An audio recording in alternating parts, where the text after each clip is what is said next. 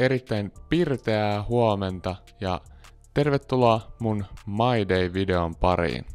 Tänään on siis tiedossa aika jalkapallotäyteinen päivä, kun ekaksi päästään seuraamaan mun ekaa jalkapallootteluselostusta. Ja sitten illalla päästäänkin seuraamaan Huuhkajien matsia Viroa vastaan ihan paikan päälle.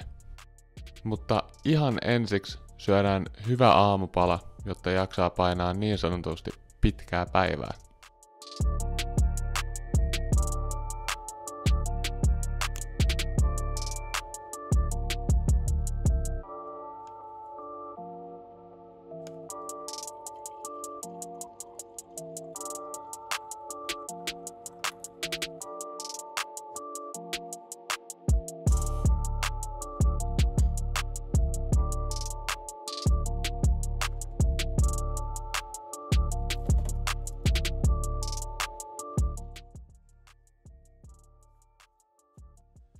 Nyt se olisi sitten niin sanotusti vamos, eli lähdetään käymään pikaisesti vielä koulussa ja sitten siitä Oulun kylää kohti.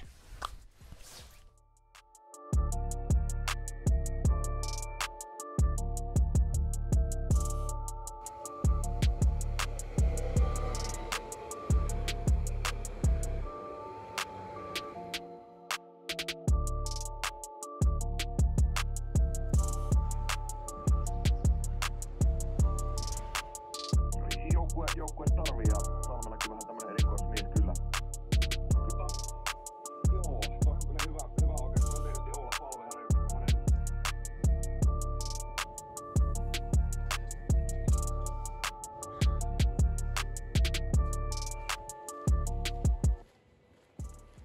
Me urheilutoimittajat päästiin siis selostamaan alle 17-vuotiaiden EM-jatkokarsintaotteluita, jotka pelattiin sekä Myyrmäessä että Oulun kylässä.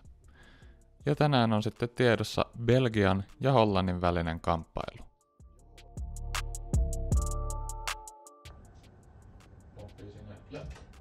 Varmasti vasempaan alanurkkaan.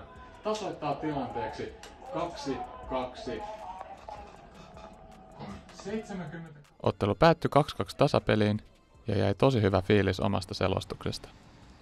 Ja kuulemma legendaarinen hollantilaispelaaja Patrick Kluivert oli yleisössä paikalla.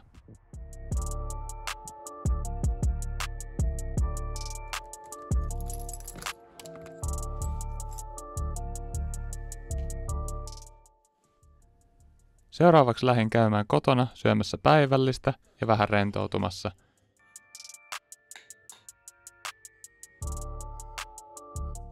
Kunnes oli aika lähteä Olympiastadionille päin Huuhkajien matsiin.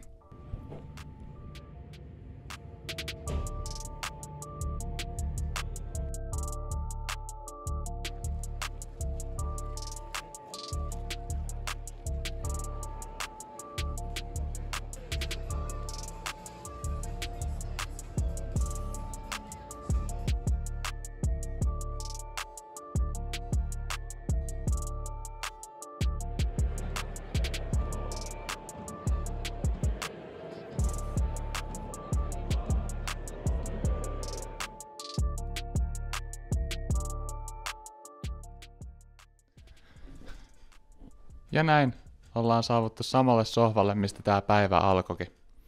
Ja voi sanoa, että aika huikea päivä on kyllä takana. Ekaksi oli Belgia-Hollanti-matsissa selostamassa ja aivan älyttömän huikea kokemus on kyllä siitä nyt takana päin. Ja sen jälkeen Huuhkajien matsi Viroa vastaan, josta Huuhkajat otti 2-1 voiton. Iso kiitos teille, kun katsoitte tämän videon mun jalkapallotäyteisestä päivästä. Jos teitä kiinnostaa mun jalkapallopaitojen keräily, niin menkää seuraamaan mua Instagramissa nimellä Jersey Collecting. Ei muuta kuin nähdään seuraavassa jaksossa.